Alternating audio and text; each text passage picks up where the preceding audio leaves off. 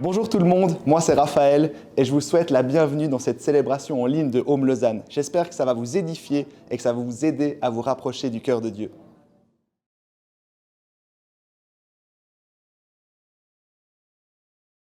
Excellent, bonjour à chacun. J'espère que vous allez bien dans cette saison particulière de l'Avent.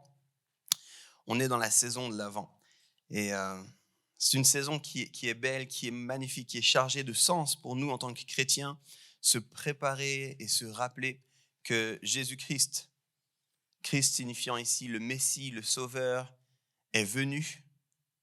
C'était l'accomplissement de tellement de prophéties, il y avait une attente profonde et alors qu'on s'en va vers Noël, des fois on peut oublier ça. Comme je l'ai dit avant, il peut y avoir tout un stress, il peut y avoir plein de réflexions, plein de choses à finir, plein de choses à faire, mais j'ai envie de vous dire pendant un instant, arrêtons-nous et soyons dans la reconnaissance. Soyons dans la reconnaissance. Si vous venez régulièrement à Home, on a une habitude de fonctionner avec ce qu'on appelle des séries, donc on parle sur un thème, qu'on approfondit sur plusieurs prédications. Et puis aujourd'hui, c'est ce qu'on appelle un hors-série. Alors là, je suis sûr que vous avez tous compris ce que ça veut dire. Du coup, on n'est pas dans une série. Donc c'est très bien. Si vous êtes là pour la première fois, magnifique. Vous êtes là vraiment à un très bon moment. Si vous espériez qu'on commence une nouvelle série et puis que vous disiez, mais comment on va faire? Parce qu'après, il y a Noël, Nouvel An, tout ça. Vous en faites pas, on ne commence pas une nouvelle série. On va faire en fait un message unique, mais un message que j'ai déjà plusieurs fois abordé. Et puis, ça va peut-être sonner pour plusieurs comme une répétition, mais je pense que déjà, j'ai envie de vous dire, c'est une répétition intentionnelle. Je le sais, ça, je me répète, c'est bon. John Piper, qui a prêché quasiment la plus grande partie de sa vie, disait, je me demande comment ça se fait que les gens ne réalisent pas que je ne fais que de me répéter. Donc, il y a un petit peu cette impression. Mais je vais vous expliquer aussi pourquoi je me répète. Je crois que c'est vraiment important pour nous, en tant que communauté, pour la saison dans laquelle on est, en tant qu'Église, mais je crois que c'est aussi important pour plus largement, en fait. Puis je vous donne, alors du coup, je vais faire quelque chose que je ne fais pas d'habitude. Je vais vous donner tout de suite ma thèse principale, mon idée centrale, dès le début. Ce sera le titre de mon message, et puis ensuite, on va creuser là-dedans. Ma thèse, elle est assez facile, vous allez voir, je l'ai dit, hein, ce n'est pas une nouveauté ici. L'Église est une famille. L'Église est une famille.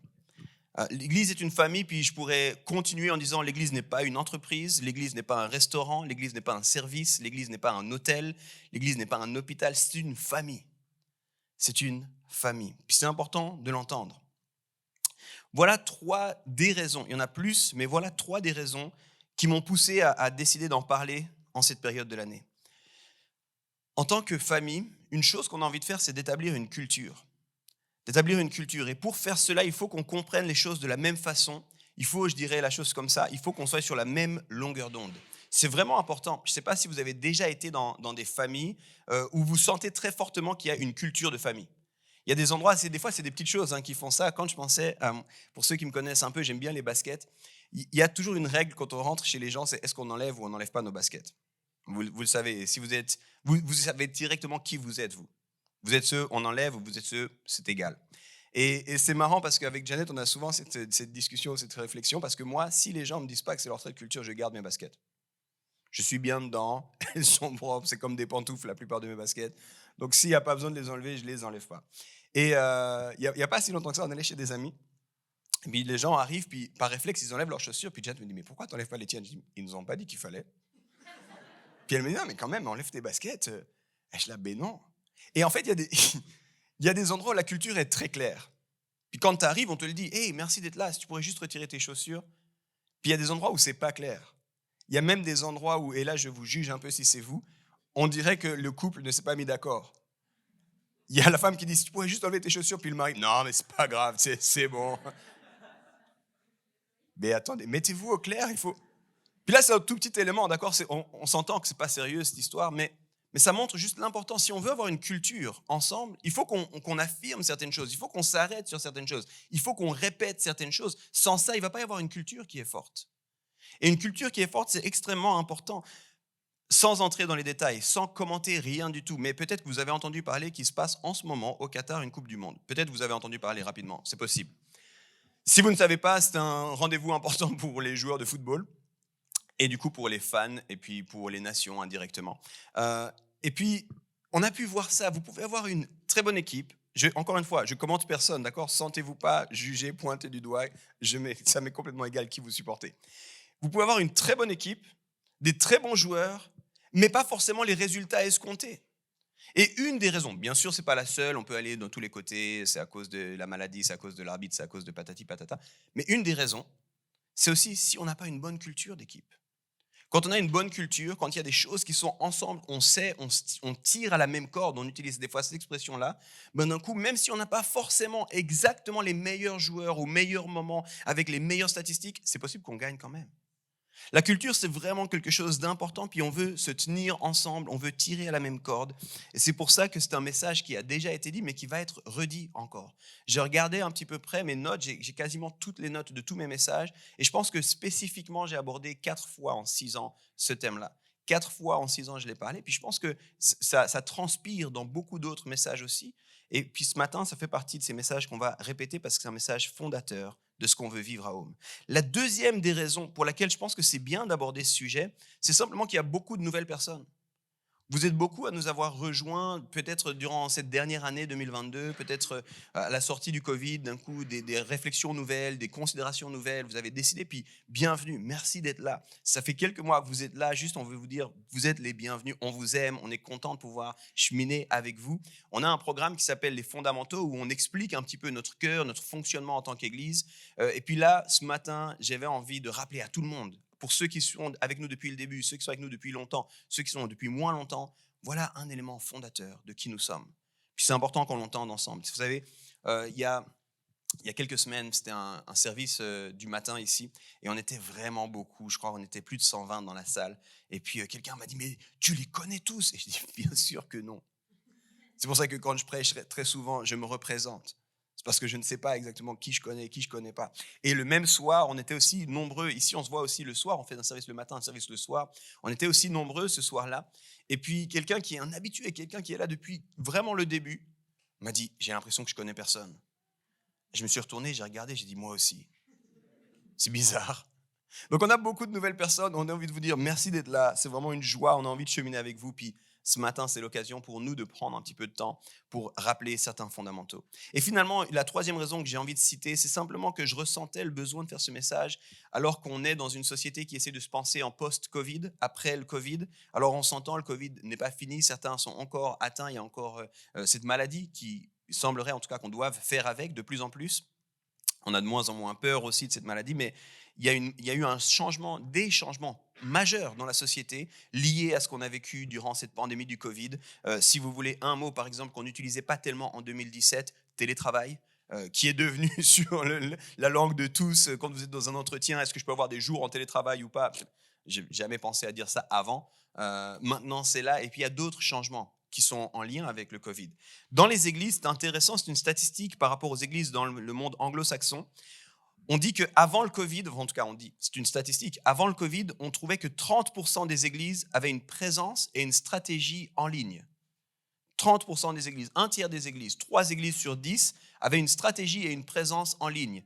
À la fin de 2021, 90% des églises avaient une présence et une stratégie en ligne. En d'autres termes, 9 sur 10, quasiment tout le monde, toutes les églises, quasiment se disaient c'est impossible de se penser sans réfléchir à notre présence en ligne. Et ça, c'était un des changements liés au Covid.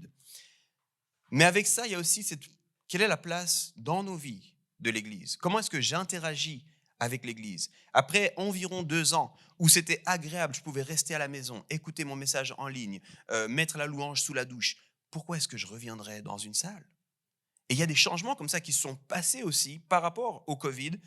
Et je me disais, c'est important dans cette saison de vie, dans cette situation dans laquelle on est, où en tant que société, on se pense post-Covid, de reposer un des éléments fondamentaux de l'Église, à savoir l'Église est une famille. Alors on va lire ensemble un texte de la Bible. Il y en aurait beaucoup, en particulier dans le Nouveau Testament, parce que la notion d'église qui apparaît notamment comme ecclésia dans la Bible arrive avec Jésus-Christ. Vous ne la trouvez pas en tant que telle dans l'Ancien Testament. Et cette notion d'église, de communauté dans le Nouveau Testament, on en parle quasiment tout du long. Quasiment tout du long, beaucoup des lettres qui sont écrites Et vous avez d'abord les 4 évangiles qui racontent la vie de Jésus. Vous avez ensuite un livre dit historique qui raconte la vie des premiers disciples une fois que Jésus est parti. Et ensuite, vous avez des lettres principalement. Et beaucoup de ces lettres sont envoyées à des églises, à des groupes de chrétiens dans une région.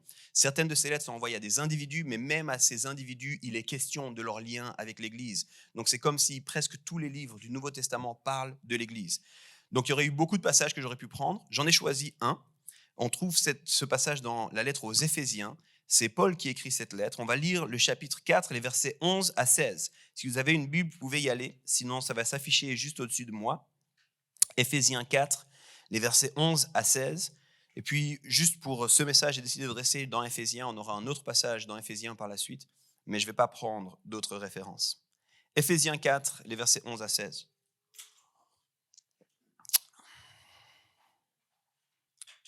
Je lis. C'est lui, ici donc c'est Paul qui parle. Et quand il dit c'est lui, il parle de Jésus. C'est lui qui a donné les uns comme apôtres, d'autres comme prophètes, d'autres comme annonciateurs de la bonne nouvelle. Certaines traductions disent évangélistes, d'autres comme bergers ou pasteurs et maîtres, d'autres disent enseignants, afin de former les saints pour l'œuvre du ministère, pour la construction du corps de Christ. Verset 13, jusqu'à ce que nous soyons tous parvenus à l'unité de la foi et de la connaissance du Fils de Dieu, à l'état de l'homme adulte, à la mesure de la stature parfaite du Christ. Ainsi, nous ne serons plus des tout-petits ballottés par les flots et entraînés à tout vent d'enseignement, joués et égarés par la ruse et les manœuvres des gens. Verset 15. En disant la vérité dans l'amour, nous croîtrons à tous égards en celui qui est la tête, le Christ. C'est par lui que le corps tout entier, bien coordonné et uni grâce à toutes les jointures qui le desservent, met en œuvre sa croissance dans la mesure qui convient à chaque partie pour se construire lui-même dans l'amour. J'ai essayé de lire pas trop vite. C'est un texte qui est riche, c'est un texte où il y a beaucoup d'éléments. Et je vous disais, c'est une lettre qui a été écrite par un gars qui s'appelle Paul. Paul est ce qu'on appelle un disciple tardif, c'est-à-dire qu'il a pris un peu de temps avant de se mettre à suivre Jésus-Christ. Avant ça, il était dans le groupe des pharisiens, dans les experts de la loi. Il était vu comme un des futurs experts de la loi. Et puis, il a une rencontre dramatique avec Jésus-Christ. Et suite à cette rencontre, alors que Jésus est mort, ressuscité, Paul le rencontre d'une façon vraiment surnaturelle. Il voit quelque chose, il entend une voix. Ensuite, il est aveugle pendant 3 jours. Et puis, sa vie change du tout au tout. Et ensuite, il va voyager. Et puis, il va établir beaucoup de communautés. Et ensuite, beaucoup, justement, écrire à ces communautés pour les encourager, pour les maintenir, pour leur donner aussi des conseils sur comment vivre. Il y avait toute une réalité épistolaire à l'époque, on s'écrivait parce qu'on n'avait pas les Zooms si jamais. Et du coup, on écrivait « Hey Paul, qu'est-ce que tu penses de ça ?» Puis Paul prenait le temps d'écrire « Voilà comment vous pouvez réagir ou quoi ?» Donc, il y a beaucoup de ces lettres qui sont aujourd'hui, qui composent en fait 2 tiers du Nouveau Testament. Et Paul écrit ici à un groupe de chrétiens avec qui il a passé du temps. Si vous allez dans le livre des Actes, en particulier Acte 19, on nous parle de quand Paul arrive à Éphèse. Et quand il passe du temps à Éphèse, on estime qu'il a fait environ 2 ans, en tout cas, dans cette région-là. Donc, il connaît, c'est des gens qui connaissent à qui il écrit. Et puis, une des choses importantes dans cette lettre, ou pour ce groupe de chrétiens, c'est qu'en fait, Éphèse était une ville un peu, une ville clé, centrale, et en fait, une ville de transition. C'était une ville où il y avait beaucoup de diversité culturelle. Il y avait plusieurs personnes de différentes régions. C'était une ville de passage, une ville aussi d'influence. Et du coup, les chrétiens n'étaient pas tous de la même origine en termes de race, en termes d'ethnie, en termes de background. Ils se sont retrouvés, puis ils ont construit une communauté, mais ils ne venaient pas tous du même endroit. Et c'est des choses que Paul adresse notamment dans cette lettre. Cette lettre, elle dure 6 chapitres et elle est comme 2 parties, 2 moitiés, les chapitres 1 à 3, le chapitre 4 à 6. Et dans la première partie de cette lettre, Paul en fait est en train de dire aux gens, rappelez-vous que nous sommes une grande famille. Rappelez-vous que nous sommes les descendants d'Abraham. La promesse qui était faite à Abraham a été maintenant, pour un peuple au départ, a été maintenant rendue disponible pour tous au travers de ce que Jésus-Christ a fait. Il rappelle simplement l'évangile. Si vous lisez dans Éphésiens 1, vous avez comme un chant ou comme un poème de qui est Jésus, puis de ce que ça veut dire, puis ensuite il rappelle ces réalités de l'évangile. Puis ensuite, dans la deuxième partie, il dit maintenant, qu'est-ce que ça veut dire pour nous ? Si Jésus est qui il dit qu'il est, s'il a fait cette grande famille, si véritablement on peut tous appartenir, comment est-ce qu'on va vivre maintenant ensemble ? Et il en parle autant au niveau de l'Église qu'au niveau individuel. À Éphésiens 5, il y a des passages très importants et connus sur le mariage, il y a des questions sur les relations à la famille, et puis Éphésiens 6 sur comment tenir ferme, avec un passage que tous ceux qui ont grandi dans l'Église connaissent parce qu'on appelle ça l'armure du chrétien. Donc ça, c'est un petit peu le contexte pour que vous compreniez bien cette lettre. Et là, on est vraiment au début de cette deuxième partie, où Paul dit, maintenant, je vais vous expliquer comment on doit fonctionner ensemble. Et ici, Paul, il nous dit, alors qu'on fonctionne déjà, pour Paul, ce n'est pas possible de fonctionner non ensemble, pas ensemble. Pour Paul, ce n'est même pas une option d'être un chrétien seul. C'est comme si ce n'est pas dans ses paradigmes, ce n'est pas dans sa pensée. C'est inenvisageable pour lui de dire je suis chrétien puis je ne suis pas en relation avec d'autres chrétiens. Pour lui, d'office, d'être chrétien, c'est appartenir à un groupe de personnes avec qui on va fonctionner d'une certaine façon. Et donc là, il explique en disant, au tout début de ce passage, il dit, Dieu, Jésus a donné différents dons et ministères pour qu'on puisse bien fonctionner ensemble. Et puis il en cite ici 5, c'est ce que certains appellent les 5 ministères. Et puis suite à ça, ils disent, ces ministères doivent fonctionner ensemble afin de permettre 2 choses. La première, l'unité, et la deuxième, la maturité. Écoutez bien ici le verset 13. « Jusqu'à ce que nous soyons tous parvenus à l'unité de la foi et de la connaissance du Fils de Dieu, à l'état de l'homme adulte, à la mesure de la stature parfaite du Christ. » Paul est en train de dire, Dieu donne des dons particuliers pour que vous puissiez être unis et pour que vous puissiez grandir. Le but, c'est que vous grandissiez. Et c'est important de comprendre ça. Pourquoi est-ce que certains ont certains dons? Pourquoi certains prennent certaines places dans l'Église? Pour qu'on se tienne ensemble et pour qu'on grandisse. Pour qu'on se tienne ensemble et pour qu'on grandisse. Et je vous disais avant, c'est important de comprendre que l'Église est une famille, puis je vais insister, vous verrez déjà ici, on a en filigrane, il faudrait retourner dans le texte original pour le voir, mais quand il dit à l'état de l'homme adulte, juste après il dit qu'on ne soit plus des petits-enfants, c'est tout un langage qui fait référence en fait à la vie de la famille. Mais c'est important qu'on le dise parce que la façon qu'on a de comprendre quelque chose explique beaucoup comment on va être en lien avec cette chose. Je le répète, c'est important que vous compreniez. La façon que vous avez d'appréhender une situation explique la façon avec laquelle vous êtes en lien avec cette chose.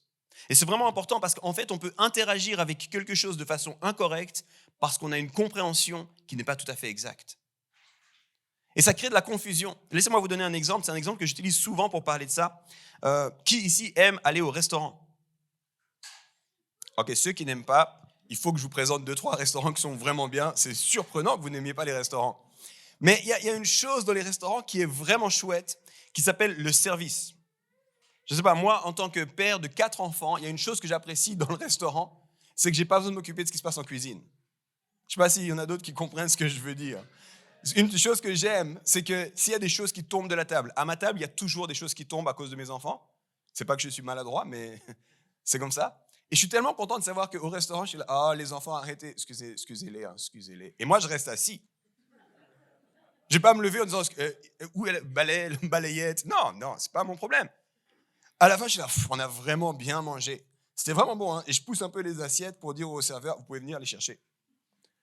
Comment t'expliquer? J'aimerais des fois faire ça à la maison. Oh, on a tellement bien mangé. Qui va s'occuper maintenant de ça? Ben, c'est Bibi. Je sais très bien, c'est pour ça que je regarde. Hey, finissez vos assiettes, c'est moi qui vais devoir m'occuper de ça. Hey, s'il te plaît, tu aurais pu faire attention, c'est moi qui vais m'occuper de ça. C'est vraiment différent comme on est. Et puis, il y a plein de choses que j'aime. À la fin de l'été, j'ai eu l'occasion de prendre un temps un petit peu off, un peu sabbatique. Et dans cette période, j'ai été beaucoup plus à l'hôtel que jamais dans ma vie. Et il y avait un truc que j'aimais trop. Le matin, j'étais souvent avec des pasteurs, dans des églises, puis on discutait ensemble. Puis quand je revenais à l'hôtel en début d'après-midi, mon lit était fait. Les serviettes de bain étaient repliées, mises, tout nickel, des petits savons, des petits trucs. Et je me disais, mais vraiment, ce serait un truc que j'aimerais amener à la maison, ça. C'est un truc un peu fou, tu sais. Et je ne sais pas si, une fois, c'est arrivé un jour, je suis rentré, c'était peut-être 3h et 15h donc de l'après-midi, et c'était pas fait. Et ça m'a comme énervé. J'étais là, c'est pas possible, ils n'ont même pas fait mon lit, mais attends, qu'est-ce qui se passe? Et pourquoi je te dis ça? La façon que j'ai d'interagir dépend beaucoup de l'attente que j'ai du lieu. Je vais vous le dire, Janet est là, c'est mon épouse, elle est incroyable. Je l'aime de tout mon cœur. Mais je sais, parce que j'ai une peur, vraiment une peur divine de cette femme. Quand je rentre à la maison, je ne me comporte pas comme au restaurant. Tu vois ce que je veux dire? Je ne suis pas en train d'arriver en disant, est-ce que tu pourrais juste amener de l'eau et puis, c'est quoi le menu ce soir? Si je faisais ça, je ne sais pas, mes coups de pied retournés ou quoi, elle a tous les arts martiaux qu'elle peut imaginer, elle les lancerait sur moi. Si à la fin du repas, je dirais juste, bon, écoute, j'avais dit oui pour le dessert, finalement, non. On va me dire, tu manges ce dessert que j'ai cuisiné pour toi. Tu y vas maintenant. Ok, pardon, désolé. C'est très, très différent. Je peux arriver avec certaines attentes parce que je m'attends à quelque chose, parce que j'ai une compréhension du lieu. Vous voyez ce que je veux dire? C'est légitime d'arriver au restaurant puis d'avoir des attentes. En plus de ça, vous payez pour ce service, n'est-ce pas? Donc c'est légitime de dire, ben, bien sûr, je paye pour ça. Si vous allez avec les Américains ont plein de choses vraiment surprenantes. Une de ces choses surprenantes, c'est leur lien au customer service. Comment on appelle ça en français? Au service clientèle. C'est un truc de fou. Nous, en Suisse, on s'excuse un peu au restaurant. Bonjour, je suis vraiment désolé, merci vraiment pour ce menu, il est incroyable. Mais si c'était possible de retirer la roquette, si ça ne dérange pas, de mon burger, on est un peu comme ça, on est comme, désolé, écoutez, allez dire au cuistot, je suis navré, je sais qu'il a bien pensé la chose, mais malheureusement, je suis allergique. Les Américains n'ont pas ça. Les Américains, ils sont là, j'aimerais ce burger, mais vous enlevez ça, vous rajoutez ça, et vous partez aussi faire ça. Merci Cindy. Et moi, je suis toujours un peu là, mais pourquoi tu tutoies la personne qui te sert? Pourquoi tu prends tellement de liberté pour dire? Et vraiment, leur réponse, c'est mais on paye pour ce service. On paye pour ce service. Et à chaque fois, ils me disent, en rigolant, ils me disent, vous les Européens, vous êtes bizarres. Je ne sais pas qui est bizarre. Je crois que beaucoup de gens sont frustrés avec l'Église ou confus avec l'Église parce que la réalité qu'ils attendent, qu'ils vivent ne correspond pas à leurs attentes. Mais je pense qu'une des raisons, c'est parce qu'ils ont une mauvaise compréhension de ce que c'est que l'Église. Alors, entendez-moi bien, s'il y a eu des frustrations, c'est tout à fait légitime. Certaines frustrations font du sens. Et puis, c'est important de ne pas les nier. On va parler un petit peu de discerner les frustrations. Mais parfois, on est comme frustré parce qu'on s'attend à quelque chose que ce n'est pas. Tu comprends? Si j'arrive à la maison, puis que je suis frustré parce que ce n'est pas un restaurant, n'importe qui dans cette salle pourra me dire, le problème, c'est toi, Yves. Le problème, ce n'est pas la maison. Le problème, c'est toi. C'est que tu t'attends à avoir quelque chose qui... Ce n'est pas la place pour cette chose-là, en fait. Et des fois, c'est la même chose avec l'Église. On vient des fois à l'Église avec cette idée que l'Église devrait être un service spirituel. Quand même, quand à un moment donné, il parle d'argent, de temps en temps, je donne un peu d'argent, donc c'est normal que j'ai des attentes par rapport à l'Église. Puis j'aimerais bien que le service corresponde à quelque chose que... Parce que quand même, je me suis levé, puis je suis venu jusque-là. Puis j'ai envie de te dire, mais l'Église, ce n'est pas un restaurant. L'Église, c'est une famille. Donc il faut que tu changes tes attentes. Et on a le droit d'avoir des attentes avec la famille, mais ce n'est pas les mêmes attentes. Il faut que tu changes tes attentes, il faut que tu changes ta compréhension de ce que c'est que l'Église. L'Église n'est ni un restaurant, ni un hôtel, ni une entreprise qui fournit des services spirituels. Encore une fois, je le répète, c'est une famille. Écoute ce que Paul dit aux Éphésiens dans la même lettre, 2 chapitres plus tôt. Éphésiens 2, verset 19. Voilà pourquoi vous n'êtes plus des étrangers ou des résidents temporaires. Vous êtes concitoyens, des membres du peuple saint. Vous faites partie de la famille de Dieu. C'est une famille que tu as. La relation les uns avec les autres, c'est quoi? C'est ta famille. C'est pour ça que, historiquement, on dit des frères et des sœurs. Alors, des fois, on a perdu le sens de ça, on le dit un petit peu à la légère ou quoi, mais c'est ça l'idée. Et Paul, il disait, c'est important que tu comprennes que c'est tes frères et tes sœurs. Et quand tu arrives, il y a des gens qui ont reçu des dons particuliers pour te faire grandir. Il y a plusieurs images dans la Bible pour parler de l'Église. La famille, ce n'est pas la seule, vraiment pas. Il y a des images qu'on connaît, l'image notamment d'un corps. On l'a vu aussi dans la suite de Éphésiens 4, c'est une image récurrente. On a l'image d'un temple aussi, on a l'image de l'épouse de Christ, on a l'image d'une armée, on a l'image aussi d'un lieu de ressources, de refuge, d'hôpital. Mais derrière toutes ces images, et comme au cœur de toutes ces images, il y a toujours cette relation qu'on appelle en grec allélon, les uns les autres. Il y a toujours cette idée d'une famille. Tous les parents ici savent qu'on se transforme un petit peu en infirmier quand on est parent. Parce que pour une raison obscure, les enfants sont sûrs qu'on sait tout. Papa, maman, je me suis fait mal, est-ce que si, est-ce que ça, est-ce que je peux prendre ce médicament, est-ce que je peux... Et des fois, je regarde mes filles en particulier, parce que c'est les plus grandes avec lesquelles on peut parler, et je vais me dire, je ne suis pas docteur. J'en sais rien pourquoi tu as mal, mais ça m'énerve que tu aies mal. Ça, c'est surtout au milieu de la nuit. Mais je ne suis pas docteur. Mais ça ne veut pas dire que je ne prodigue pas des soins. Vous comprenez? Je prodigue des soins, mais à partir de la posture d'un père. Et c'est la même chose, des fois on dit l'église c'est un hôpital. Non, ce n'est pas un hôpital. Tu vas recevoir des soins et tu dois pouvoir recevoir des soins, mais à partir d'une famille. C'est parce qu'en famille, on veut prendre soin les uns des autres, mais ce n'est pas un hôpital. Tu sais la grande différence? J'ai fait encore cette semaine, j'ai fait encore 4-5 heures aux urgences avec un de mes enfants. L'hôpital, si tout va bien, j'espère ne jamais devoir y aller. Je sais pas si vous êtes comme moi, mais c'est très rare que quand je me dis, j'ai un peu de temps, allons à l'hôpital, tu sais. Ça tombe bien, je savais pas quoi faire aujourd'hui, juste me balader. Puis quand j'arrive à l'hôpital, je dis, vous allez bien aujourd'hui, ça va, vous avez une urgence? Non, écoutez, je suis juste là pour, on passe du temps ensemble, on s'aime. Personne fait ça. Personne fait ça. Mais alors imagine si l'église est un hôpital, quand tu vas bien, t'as pas envie d'y être. C'est bon, j'ai solutionné, quick fix, merci. J'ai plus besoin de l'église. Et des fois, on a cette relation à l'église. Ah purée, c'est vraiment dur, mais peut-être que si je prie, puis peut-être j'aurai alors ce que je veux, puis une fois que j'ai eu ce que je voulais, ou alors que j'ai pas eu ce que je voulais, ben, du coup, j'ai plus besoin de l'église. Parce que je voyais l'église comme un hôpital. Je voyais l'église comme un lieu, un service. Et là, je parle aux étudiants. Purée, j'ai les examens là qui arrivent. Alors écoute, juin, je suis sous l'eau, je pourrais pas du tout venir, mais par contre, je pense que je vais venir, puis je vais prier fort. Je vais même faire un jeûne, mais comme ça, Dieu, il va m'aider pour mes examens. Arrivé juillet, août, c'est fini, à moins que tu aies des examens de rattrapage. Dans quel cas, tu reviens un petit peu quand même pour que Dieu t'aide aussi pour tes prochains examens. Mais ce n'est pas un service spirituel qu'on fournit. C'est une famille. Et encore une fois, les parents vont bien comprendre qu'en tant que parent, tu te transformes un peu comme enseignant des fois. Mais tu le fais à partir d'une posture de parent, pas comme un prof.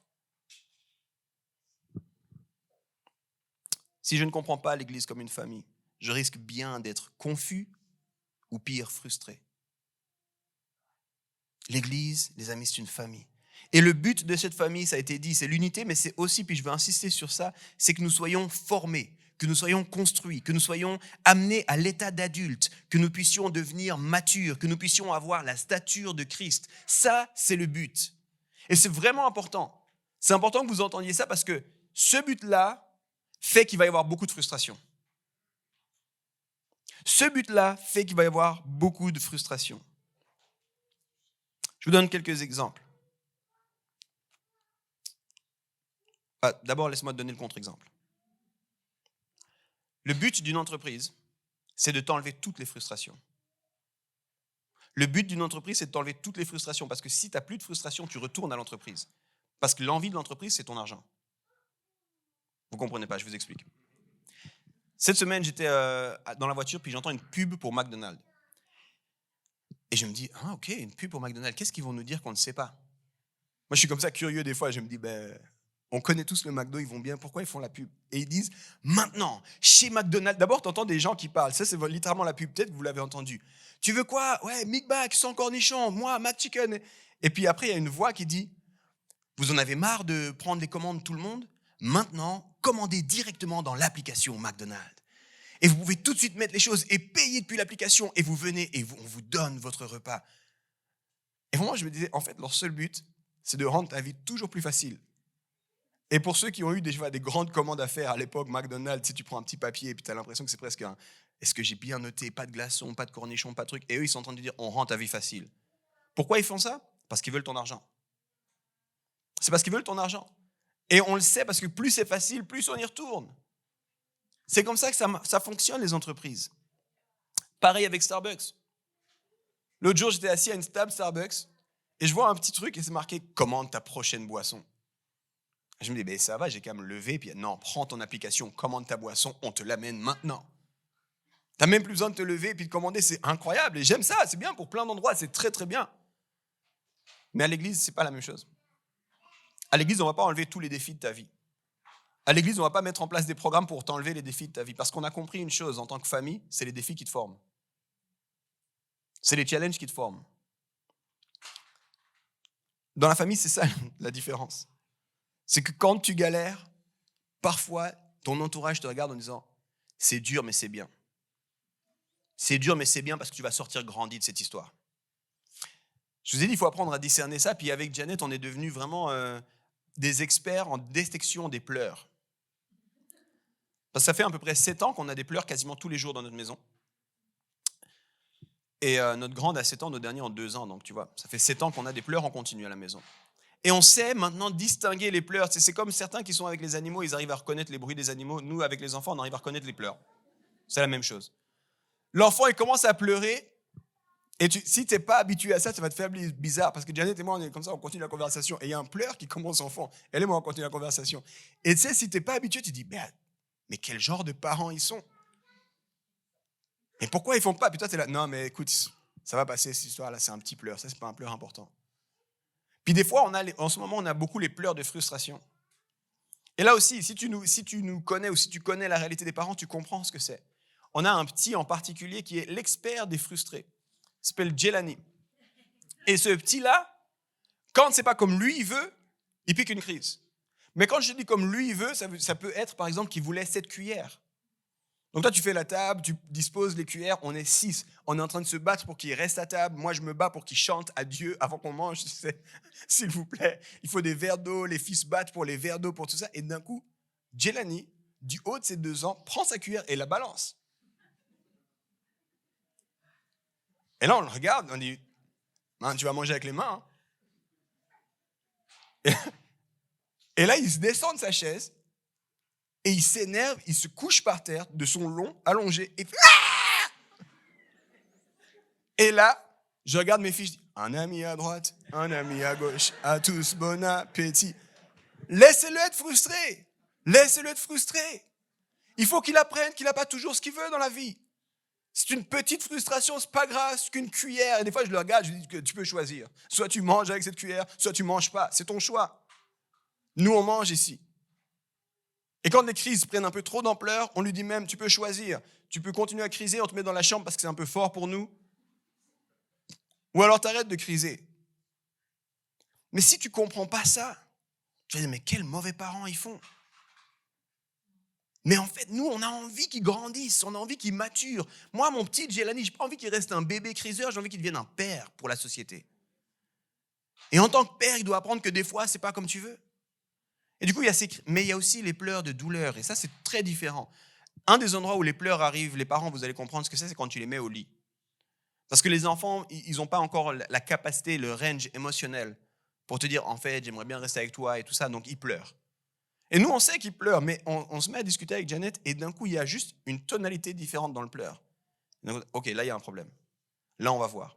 Et souvent, parce que ces gars-là sont capables de faire des choses surprenantes, ils ont leur pied qui est dans les barreaux. Je ne sais même pas comment ils ont fait ça. J'ai dit, mais c'est quoi cette expertise ici?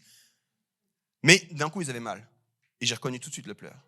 Et là, j'enlève la douleur. J'enlève tout ce qui fait mal. Et hey, mon gars, arrête de faire ça. Maintenant, et le pleur de frustration commence. Et celui-ci, je le laisse. C'est important qu'on discerne les frustrations. Parce qu'il y a certaines frustrations que tu vas avoir dans l'église.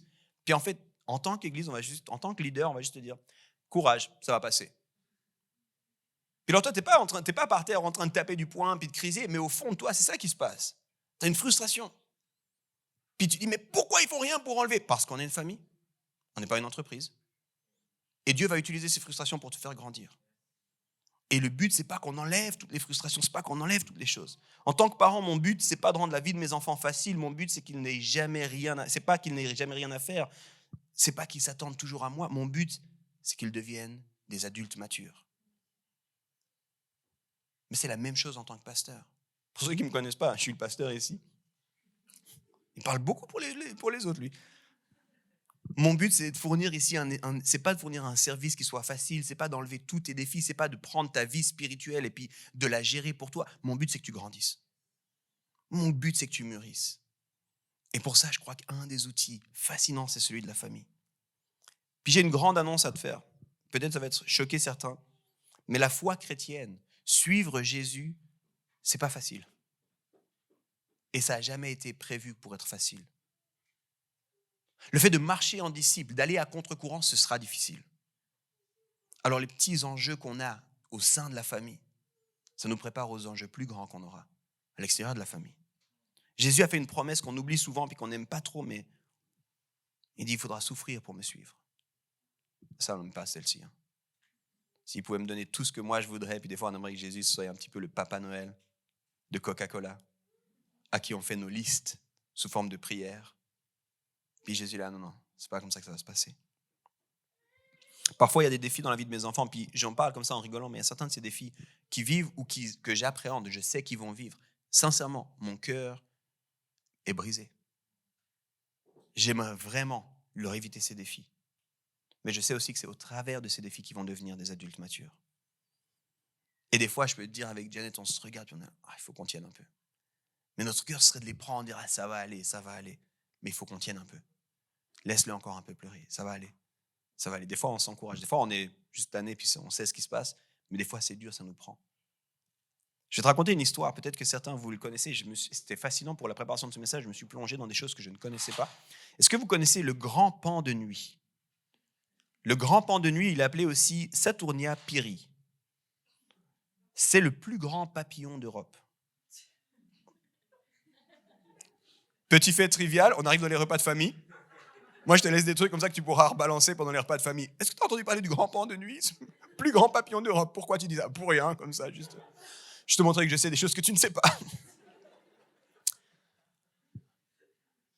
Quand la chenille de ce papillon se prépare à devenir un papillon, elle fait un cocon, puis parfois il faut attendre plus d'une année pour sortir du cocon. Et en fait, au moment où elle sort, c'est massif, hein, là on parle des grands papillons, c'est massif. Au moment où elle sort, en fait ça prend vraiment du temps de sortir du cocon. En minimum, on parle entre 6 à 10 heures d'effort pour sortir du cocon. Et puis, il y a cette histoire qui nous est racontée, je ne sais pas à quel point elle est véridique ou pas, mais qu'un homme, une fois, rentré d'une balade, a vu ce cocon, l'a pris chez lui, et puis il a voulu observer comment le papillon allait sortir. Et puis, il a vu le papillon commencer à sortir, ça craquait. Vous pouvez aller regarder sur YouTube, j'ai vu des vidéos de ça, si jamais. En accéléré, bien évidemment. Et le cocon se défait petit à petit, puis vous voyez un truc bizarre, parce que les papillons, c'est pas si joli que ça de près, qui essaient de sortir, puis qui forcent un peu, puis ça prend du temps. Puis après un bon moment, ça faisait 4-5 heures, c'est comme si le papillon n'arrivait plus à sortir. C'est comme si le papillon n'arrivait plus à sortir, il ne bougeait plus ou quoi. Alors l'homme, dans sa gentillesse et dans sa bonté, s'est dit, je vais juste l'aider un petit peu. Puis avec beaucoup de délicatesse, puis des outils qu'il devait avoir chez lui, il a ouvert un tout petit bout du cocon pour que le papillon puisse sortir. Le papillon est sorti, l'homme était là, c'est génial. Malheureusement, le papillon n'a jamais volé, il a juste vu le papillon mourir. Puis en fait, après coup, il a appris, et vous le savez parce que c'est une histoire qui est connue, qu'on parle aussi avec les oiseaux, mais en fait, les efforts nécessaires pour sortir du cocon étaient ce qui allait permettre aux ailes du papillon de se développer en force et de prendre suffisamment, d'appeler suffisamment en fait d'énergie pour que par la suite, il puisse voler. Donc c'est environ 8 à 12 heures d'efforts intenses où par moment, il va juste s'arrêter puis être comme mort. C'est comme s'il faisait plus rien, littéralement c'est ça. C'est comme s'il faisait plus rien. Mais en fait, il reprend un peu de son énergie pour continuer l'effort. Et en fait, cette image, elle est vraiment parlante parce que la conclusion, c'est que la liberté et la joie de voler pour ce papillon n'étaient possibles que s'il passait par des épreuves et qu'il se révélait endurant. Puis j'ai envie de dire, des fois, c'est un peu la même chose pour nous dans les familles. On voit des épreuves, puis on a envie de libérer, mais on dit non, va au travers de ces épreuves. Ça va créer des choses en toi qui seront nécessaires pour la suite de ta vie. Puis si notre but, c'est que tu arrives à la maturité de Christ, dans la famille, il y a certaines épreuves, continue. Juste continue, tiens bon. Même si pendant un moment, tu dis, j'ai plus la force, puis je vais rien faire fais rien pendant un moment, reprends ta force et continue ton combat. Mais c'est ton combat. Puis si nous, on t'enlève ici les efforts, les épreuves, les struggles, tu ne vas pas y arriver. Tu ne vas pas y arriver. Par la suite, oui, tu seras libre un petit moment, mais par la suite, tu vas t'écraser. Tu ne vas pas être capable. Alors encore une fois, j'insiste, je suis conscient que tous les défis ne sont pas du Seigneur.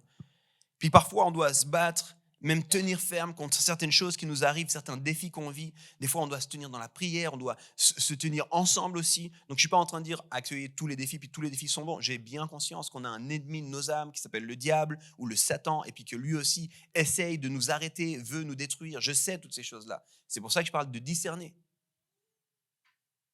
Mais malheureusement, et ça ici, je m'adresse avec beaucoup d'amour à tous les chrétiens qui sont un peu trop naïfs, certains des défis, ce n'est pas le diable. C'est juste les défis de la vie. Puis il faut que tu ailles au travers de ces défis. Puis des fois, j'ai envie de dire comme ça, le diable a bon dos. On lui met tout un peu dessus. Je pense que des fois, lui-même, il regarde et dit, j'y suis pour rien là. Moi, je veux vraiment que tu meurs, je veux vraiment que tu déconnectes du Dieu, je veux vraiment tout ça. Mais là, pour le coup, c'est juste ta bêtise. Il faut qu'on comprenne ça, il faut qu'on soit d'accord d'aller au travers de ces défis. La différence, les amis, entre une entreprise et une famille, elle est notamment ici. La famille comprend que parfois, tu vas devoir te battre pour devenir mature. L'entreprise va tout faire pour enlever, parce qu'elle veut que tu reviennes, puis elle veut que tu dépenses ton argent. La famille, elle veut que tu deviennes mature. Alors parfois, il y a des défis, des efforts, et puis la famille, elle laisse ces efforts se passer. La famille, elle comprend cette réalité. Je vais juste vous raconter un tout petit peu une image d'un repas de fête, parce qu'on arrive à Noël.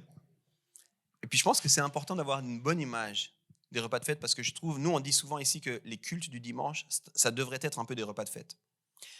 Qui aime les repas de fête ici? Soyons honnêtes, ils arrivent bientôt. Ok, trop bien. Qui aime la préparation des repas de fête? Ok. Gardez la main ouverte, levez, comme ça on va juste prendre les noms. Pour tous ceux qui n'aiment pas la préparation, regardez votre voisin qui a la main levée, allez lui demander de l'aide pour la logistique, les tableaux Excel et compagnie. Les repas de fête, c'est qui aime juste après le repas de fête, quand il y a tout le monde qui part et puis toi tu restes avec les rangements et tout ça, il n'y a personne qui aime ça. All right. Oui, moi? Ok. Nous, on dit souvent que les dimanches, c'est un peu comme un repas de fête. Puis, je vais te donner les repas de Noël parce que Janet et moi, on vient de familles très, très différentes. Et puis, les repas de Noël, c'était vraiment une belle occasion de voir ces différences-là. Quand on a commencé à se fréquenter, très rapidement, on s'est retrouvés dans le Noël l'un de l'autre. Et c'était vraiment fascinant de voir. Moi, je suis allé dans sa famille et vraiment, je me suis dit, on peut faire les choses comme ça. Donc, sa famille avait ses 2 parents et puis il y avait ses 2 parents et puis ses 2 sœurs. Ils sont 3 en tout. Et puis, vraiment, le repas était paisible. C'était fou. On arrive, oui, alors on a préparé les entrées. Retirez vos chaussures, ça c'était dit, hein, mais... On a préparé l'entrée, voilà, on s'assoit. Moi, je me sois, je dis, c'est incroyable, c'est bon l'entrée, tout ça. Et les gens s'écoutent pendant la discussion. Tu sais, c'est vraiment, pour moi, c'était fou, tu vois. Je dis, les gens s'écoutent, ils sont là, et ils discutent l'un après l'autre. Il y a un grand silence qui règne dans la pièce. Puis après arrive le moment des cadeaux. Puis tu sais, c'est incroyable. Le moment des cadeaux, les gens prennent le temps de se regarder les cadeaux les uns les autres. Et on n'est pas beaucoup. Donc quand un ouvre le cadeau, tu as le temps de regarder, de faire des commentaires. L'autre peut expliquer, faire une deuxième carte à l'oral parce qu'il a déjà écrit un mot en plus de ça. Et puis on prend le temps. Et après, je me dis, bon, il faudra qu'elle aille dans ma famille. Hein. Arriver dans ma famille, c'est toujours bizarre. Quand tu ouvres la porte, tu vois des gens que tu ne sais pas qui c'est. C'est comme toujours, ils t'accueillent, puis toi, tu dis, mais qui êtes-vous? Mais qui êtes-vous? Puis après, tu entends un cri au loin. Hey, tu peux vite aller chercher ça? Et puis, moi, je me dis, mais chez elle, on est arrivé, tout était prêt. Chez moi, on dirait qu'on nous attendait pour commencer à préparer. Hey, Yves, va aider Luc, il faudrait juste aller chercher une table. Et puis, attends, il y a un voisin qui doit nous amener des chaises. Et puis après, salut Alain, enchanté Alain. Moi, c'est Yves, bienvenue, merci. Mais t'as des cadeaux. Moi, j'ai pas de cadeaux pour Alain. C'est qui Alain, en fait? On est tous comme ça. C'est bizarre ce qui se passe. Puis après, c'est un peu... Mon père a une expression qui est très bizarre quand, au lieu de dire bon appétit, il dit que le meilleur gagne. Puis le repas commence. Et vraiment, tu sais, je sais pas comment t'expliquer. Le cœur y est, tu vois. Le cœur y est, mais c'est pas possible. Il y a des enfants qui courent dans tous les sens. Il y a des enfants... Hey, attention, non, c'est en verre, fais pas tomber ça, ouais. Tu peux me passer, s'il te plaît, ici, le pain. Toi, tu voulais quoi à boire? Attends, je vais vite chercher. Yves. Et après, on me dit, Yves, tu peux vite aller chercher un truc à l'épicerie? Je dis, puis attendez, mais... Ok, bon, je vais vite chercher le truc à l'épicerie, je reviens, l'entrée est finie, j'ai pas commencé à manger. Enfin, c'est le chaos total. Et quand tu arrives au moment des cadeaux, je pense que le meilleur gagne continue. Tu sais, quand tu arrives au moment des cadeaux, c'est un peu... Ok, les enfants, distribuez un cadeau à tous les enfants. Les enfants, vous êtes prêts? C'est parti, ouvrez! Puis, ils déchirent les cadeaux. Puis, les enfants laissent un cadeau, ils déchirent à tous le plus grand des cadeaux. Après, ils reprennent leurs cadeaux. Puis, moi, je regarde le magnifique chaos de Noël. Puis, on attend. Puis, une fois que tous les cadeaux sont ouverts, c'est comme, arrêtez-vous, on se dit juste un grand merci. Merci, merci, Pilate. Et tu reçois des cadeaux de gens que tu connais pas. Et c'est arrivé plusieurs fois, mais... On savait que cette personne allait venir? Non. Et moi, je me souviens, c'est arrivé des fois, j'arrive à Noël, et il y a quelqu'un que je ne connais pas chez mes parents. Et je dis à Janet, t'avais vu un message que c'est qui? Elle me dit, je ne sais pas. Alors discrètement, je dis, bonjour, ça va? Ouais, ça va, ça va. Je passe vers mon frère. Luc, tu savais que c'est qui? Je ne sais pas. Ça doit être quelqu'un que papa, maman, je ne sais pas. Ok, ça marche. Et après, mes parents me disent à la fin du repas, c'était qui en fait? Ça devrait être illégal, ce genre d'histoire. Donc... il y a quelqu'un qui est venu à notre repas, personne ne sait pourquoi il est venu. Mais qui a invité cette personne? C'est bizarre. Mais c'est comme ça, chez nous, c'est comme ça. Et c'est important que tu comprennes ça. C'est important que c'est ça parce qu'il y a des choses qui se passent dans les repas de famille et il y a des choses qui sont inscrites. Quand j'avais 18 ans, ça fait des années de ça, j'ai voyagé au Brésil. Et à ce moment-là, il s'est passé quelque chose dans la tête de mes parents. Ils ont décidé que j'étais devenu l'expert de la viande. Je ne sais pas pourquoi. J'ai rien fait pour ça. J'ai rien fait en lien avec la viande au Brésil. Mais je suis rentré, j'étais devenu l'expert de la viande. Donc quand j'arrive, en général, ma mère elle dit, tu peux juste t'occuper de la viande, Yves, et puis elle laisse les fourneaux. Je dis, ben ok, je m'occupe de la viande. Tu sais, j'ai un master, j'ai des études dans plein de trucs, rien à voir avec la viande, mais je suis l'expert de la viande. Et c'est comme inscrit pour tout le monde que je suis l'expert de la viande. Mon grand frère est l'expert des boissons, et le gars n'aime même pas le vin. Mais c'est lui l'expert. Mon père n'arrête pas de dire, mais quand même, goûte-le. Mon frère, je n'aime pas le vin. Goûte-le toi. Il dit, ah bon, d'accord. Ça reste, et on a ces rôles-là, et on ne se demande pas, est-ce que c'est dans mon CV? Est-ce que c'est dans mes compétences? C'est la famille. On a envie de le faire, on a envie de se tenir ensemble, et puis ça ne change pas, et je ne m'attends plus à ce que ça change. Je sais que s'il y a une grillade, s'il y a une fondue chinoise, s'il y a quoi que ce soit avec de la viande, je vais m'occuper de la viande. Et c'est OK, en fait, même si je ne suis pas un expert de ça, parce que c'est la famille. Puis j'ai envie que ça se passe comme ça. C'est pour ça que, notamment, à Home, on ne s'excuse pas de dire contribuer à la vie de la famille. Parce que ce n'est pas un service, on ne s'attend pas à ce que tu viennes puis que tout soit fait pour toi. C'est un peu un magnifique chaos où tu ne connais pas tout le monde. Puis il y en a là, c'est pas parce que tu n'as pas besoin de connaître tout le monde, viens juste donner un coup de main. C'est quoi le coup de main? Je ne sais pas, viens une fois au Steam, tu découvres un peu ce qu'il y a à faire, tu nous aides, tu verras, tu peux monter sur l'échelle si ça te fait plaisir, tu peux aller monter des boutons, descendre des boutons. On verra, on trouvera un truc, mais viens avec nous. Ça fait plus de sens de le faire avec toi. Et on n'a pas cette prétention de le faire quasiment à la fin de chaque préparation le dimanche. Ce qu'on dit alors qu'on prie ensemble, on dit maintenant on devient tous l'équipe d'accueil. On sait qu'il y a des gens qui sont là spécialement pour t'accueillir, mais on a envie que ce soit le boulot de tous d'accueillir. Parce qu'on est tous une famille ici. Puis c'est important que tu comprennes ça. Maintenant, il y a 3 groupes de personnes qui ne servent pas dans la famille. Dans les repas de famille, aussi chaotiques soient-ils, il y a 3 groupes de personnes qui ne servent pas.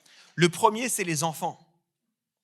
Puis les enfants, c'est normal qu'ils ne servent pas. Parce qu'avec les enfants, puis je le dis avec beaucoup d'amour, mais il y a de l'immaturité. Puis l'immaturité, c'est normal, ça va avec leur âge.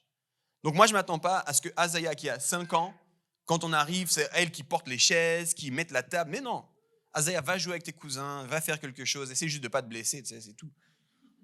Amuse-toi, c'est normal, t'es petite, t'es jeune, ça va venir. Maintenant, elle sait, parce qu'elle nous voit, que dans quelques temps, elle ne pourra pas continuer comme ça. Donc elle profite à fond. Mais c'est la même chose à l'église. Les gens qui viennent de découvrir, qui viennent d'entendre parler, c'est qui Jésus, je ne savais pas. Assieds-toi, laisse-moi t'expliquer, tu verras, c'est incroyable, laisse-moi t'aider là-dedans. Mais ça va venir, tu vas venir avec nous.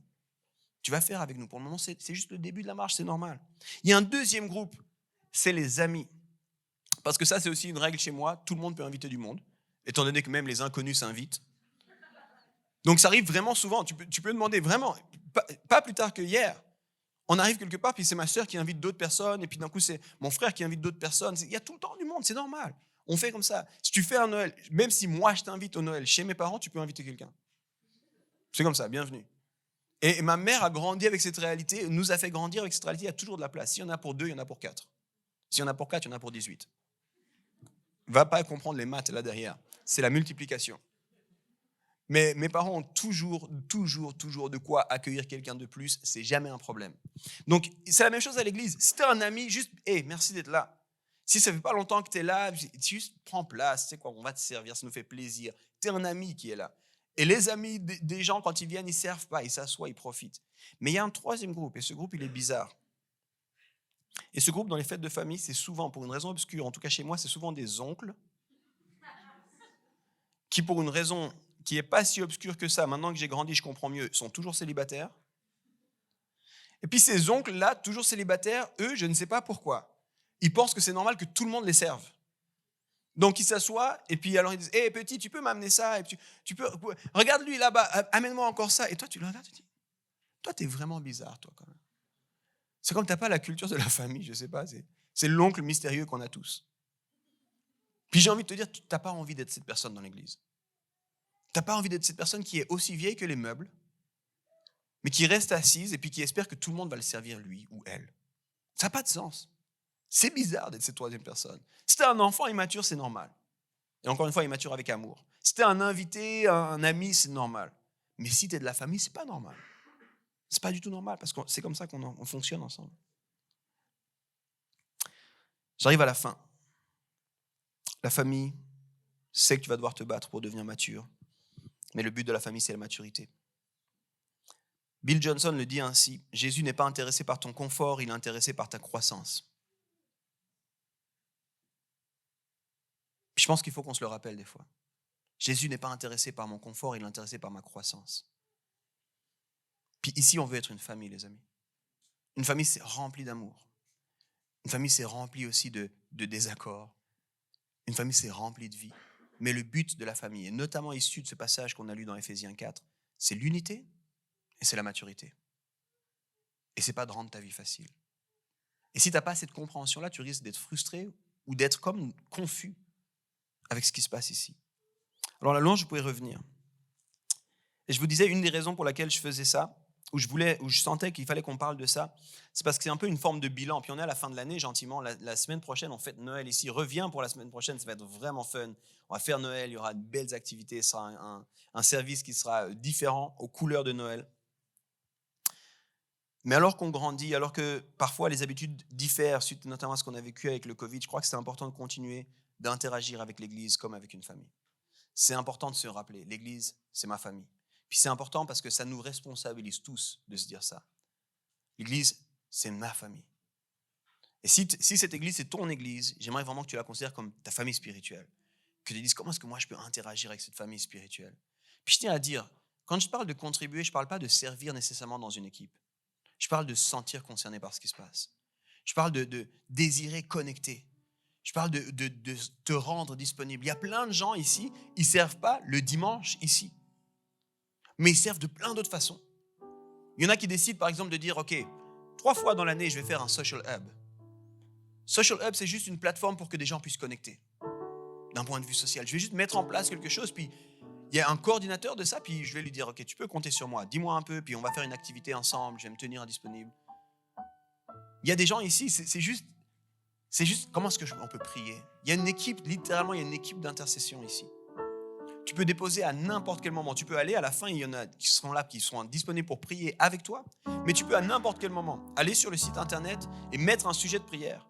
Puis j'ai envie de te dire, derrière ce qui se passe, il y a toute une logistique, il y a toute une chose qui s'est mise en place pour qu'une équipe de vraies personnes, ce n'est pas des bots, ce n'est pas des robots, c'est des vraies personnes qui reçoivent ça. Et tu peux même dire, j'ai envie d'être contacté, ou bien laissez-moi tranquille.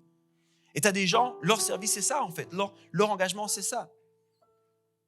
Tu as des gens, littéralement, c'est juste les plateformes internet, tout ce qu'on a, tout ce qui est, on appelle l'IT, toutes ces choses-là. Tu n'as pas besoin de rejoindre une équipe, mais tu dois te sentir concerné. Tu dois te sentir concerné. Et alors qu'on fait le bilan, je crois que c'est important de se rappeler ça. On est une famille. Puis c'est important alors qu'on va partir dans cette période de fête de fin d'année où on se voit en famille, que tu réfléchisses, est-ce que vraiment je considère cette église comme ma famille spirituelle?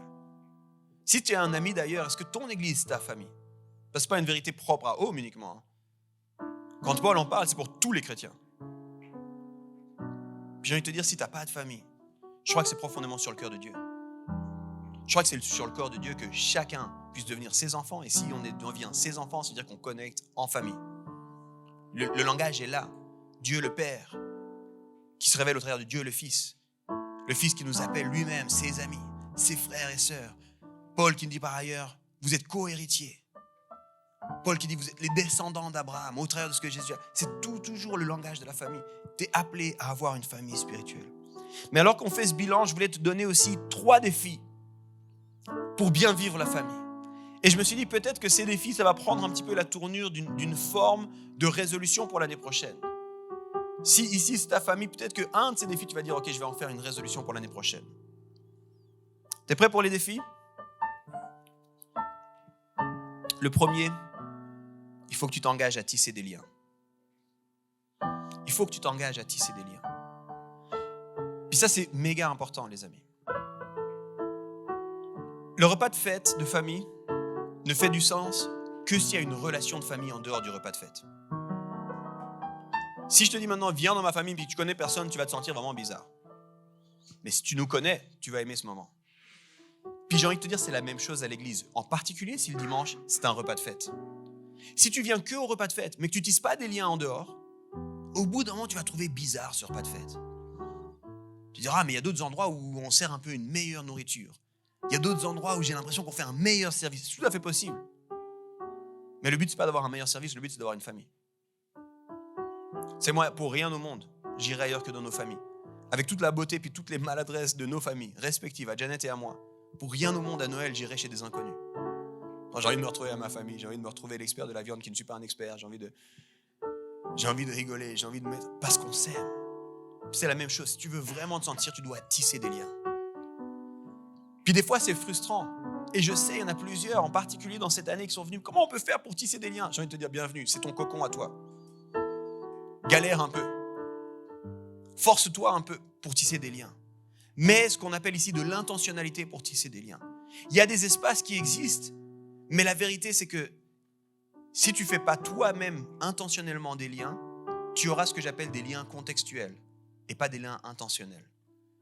Et ça, vous l'avez tous. Vous avez tous un collègue de travail ou un camarade de classe. Vous aimez beaucoup cette personne, mais le jour où vous ne travaillez plus au même endroit, le jour où vous étudiez plus au même endroit, vous n'avez plus de lien avec cette personne. Pourquoi? Parce que vous n'avez pas été intentionnel. Donc, si tu tisses des liens que au travers des programmes de l'Église, tu auras beaucoup de liens contextuels, mais pas beaucoup de liens intentionnels. Qui sont les personnes avec qui tu connectes dans cette Église? Qui sont les gens qui deviennent un peu ta communauté à toi? Les gens avec qui tu as envie de faire la vie, les gens avec qui tu as envie. Et on ne peut pas le faire avec tous. Mais est-ce que tu as 1, 2, 3 personnes comme ça? Puis quand tu commences à le faire, tu commences à comprendre la beauté du repas de famille. Parce que la beauté du repas de famille, c'est la beauté où cette culture elle est transmise. J'ai entendu parler d'un couple qui faisait quelque chose de très très fort dans une église que j'ai beaucoup aimé. Ils ont pris la décision qu'à chaque fin de culte, ils allaient inviter du monde pour le repas. Puis c'est un couple, c'est pas pour tout le monde, mais c'est un couple qui avait certains moyens financiers. Puis c'était un couple qui n'avait pas d'enfants. Puis c'était un peu plus avancé en âge. Puis il disait en fait, il y a toutes les familles qui doivent rentrer vite, il y a tout. Mais nous on a du temps. Puis ça ne nous dérange pas d'acheter un menu à quelqu'un. Alors à chaque fin, on va aller chercher quelqu'un qu'on ne connaît pas encore. Puis proposer, est-ce qu'on irait manger ensemble? Puis si les gens disent non, c'est vraiment pas grave. Puis ce couple disait, c'était vraiment fascinant, il disait, il y a plein de gens, après ce repas, on n'a pas gardé de lien, c'est pas grave.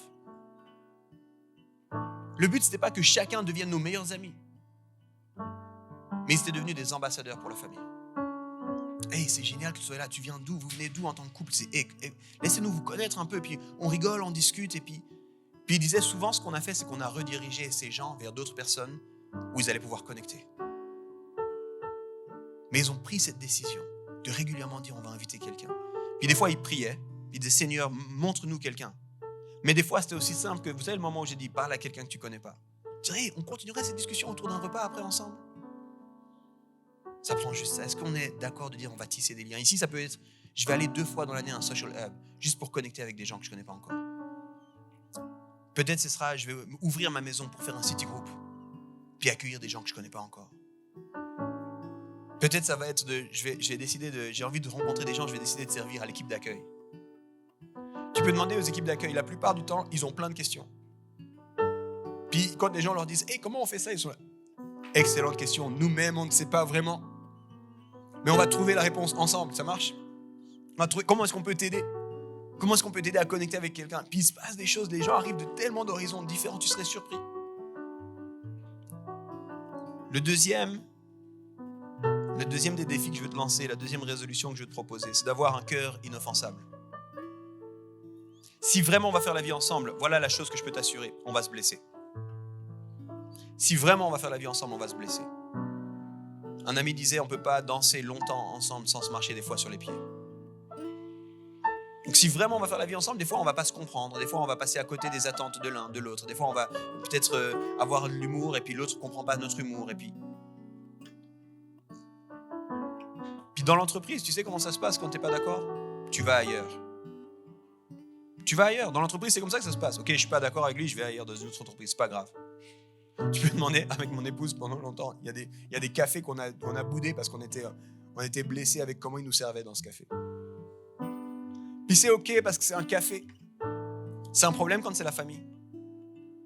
Puis c'est un problème quand dans l'église tu décides de dire moi je viens toujours un peu en retard, comme ça je m'assois toujours à l'opposé de X ou Y parce que lui je l'aime pas. C'est quoi comme famille ça? Non, s'il y a un problème avec quelqu'un, va lui dire hey, j'ai décidé de garder un cœur inoffensable. Ce que tu m'as dit là, ça m'a dérangé, ou ce que tu as fait, ça m'a dérangé, mais j'ai besoin juste de te le dire, puis je veux que tu saches, je veux tout faire pour te pardonner. Puis je veux pas garder cette rancune contre toi. Tu verras, juste d'ouvrir la conversation comme ça, la plupart du temps, l'autre personne va dire, je suis désolé. J'avais même pas réalisé que ça pouvait te blesser ou t'offenser, j'avais pas l'intention de te blesser. Est-ce que tu me pardonnes? Mais ça, c'est une décision qu'on doit faire, les amis. Parce que sans ça, on va devenir un grand groupe de personnes avec très peu de relations. Et ça, c'est pas la famille. Donc peut-être qu'en cette fin d'année, avant de finir cette année, tu dois aller discuter avec quelqu'un de l'église. Peut-être même ce quelqu'un, c'est moi. Peut-être tu t'es dit, quand il a parlé de ça, c'est sûr, il parlait pour moi. Puis je vais te le dire avec beaucoup de... Mais écoute, je connaissais même pas ta situation, mais je m'excuse. Simplement, si tu as été offensé, je m'excuse. Parce que ça n'a jamais été mon but. Puis je te remercie de me dire ça. Puis comment est-ce qu'on peut cheminer ensemble? Puis la dernière des choses, j'en ai parlé, mais comment est-ce que tu peux décider de contribuer à la vie de cette famille? Il y a deux façons, à la fin des fondamentaux, on le dit comme ça, il y a deux façons avec lesquelles on s'attend à ce que tu contribues. Si tu appelles home ta famille, il y a deux façons lesquelles on s'attend à ce que tu contribues. On s'attend à ce que tu contribues financièrement. Puis si tu es mal à l'aise avec ce que je viens de dire, écoute, on a fait toute une série sur l'argent, va écouter mon message sur l'argent. Il n'y a aucune pression, on ne regarde pas du tout qui donne quoi, combien, ça ne nous intéresse pas, mais on croit simplement que l'argent, là où on met notre argent, ça révèle simplement là où est notre cœur. Puis du coup, si vraiment c'est ta famille, tu as envie d'investir dans ta famille, tu as envie de permettre à la vie de ta famille de se développer. Puis du coup, on s'attend à ça, c'est normal. À la hauteur de chacun, comme ils peuvent, on a enseigné sur ces questions d'offrande, de dîmes, de tout ça, donc tu peux retrouver ces messages.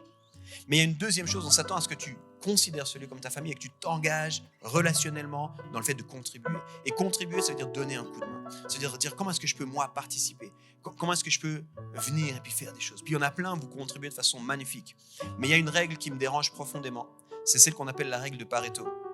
La règle de Pareto, pour tous ceux qui font un peu de leadership, vous la connaissez. C'est la règle qui dit qu'il y a 20% qui fait 80%. 20% d'efforts pour 80% de résultats. Puis on peut l'appliquer à plein de choses. Puis souvent, on se cache derrière cette règle dans l'église en disant il y a 20% des gens qui font 80% du boulot.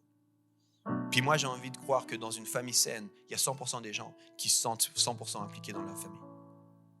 J'ai envie qu'il y ait de moins en moins d'oncles et de tantes bizarres au repas de famille. Puis j'ai envie, encore une fois, c'est rien à voir avec service. Ne sens aucune pression de dire il faut que je rejoigne une équipe. Pas du tout. Mais comment est-ce que tu peux te sentir concerné par ce qui se vit? Comment est-ce que tu peux engager avec ce qui se vit? À quoi ça ressemble pour toi? J'ai envie de t'encourager à penser à ça.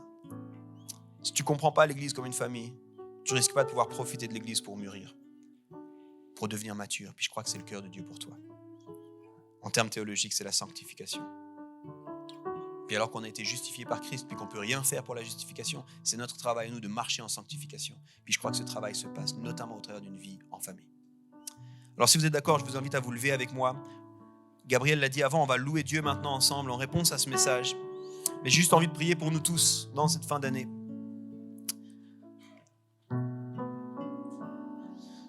Seigneur, merci parce que tu es un bon Père. Et qu'en tant que tel, tu nous invites à une relation avec toi où on peut dire Abba, ce qui veut dire papa. Tu nous invites à une relation avec toi qui est celle qui s'inscrit dans ce qu'on connaît en tant que famille. Je te prie pour toutes les personnes qui ont été blessées dans leur vie de famille, toutes les personnes qui ont souffert, qui ont eu des familles dysfonctionnelles. Et peut-être à cause de ça, cette notion de famille, ça leur fait peur, ça les retient. Ma prière, c'est qu'ils puissent ici trouver une famille un peu plus fonctionnelle et qu'ils puissent s'engager à nouveau dans une dimension familiale. Seigneur, notre cœur, c'est que beaucoup de gens qui ne te connaissent pas puissent te rencontrer. Et je crois que tu nous appelles, nous, en tant qu'Église, à être un canal pour cette rencontre. Je crois que tu nous appelles, nous, à mûrir, à devenir matures dans notre marche et à inviter d'autres personnes à devenir matures aussi. Alors aide-nous, Seigneur, à être cette famille. Cette famille entre nous déjà maintenant, mais cette famille pour beaucoup de nouvelles personnes, Seigneur.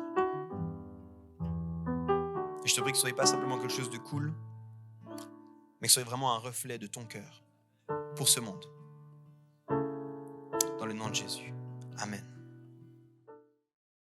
On arrive à la fin de cette célébration en ligne. J'espère que ça vous a plu. Vous pouvez retrouver toutes les vidéos et les séries sur notre chaîne YouTube.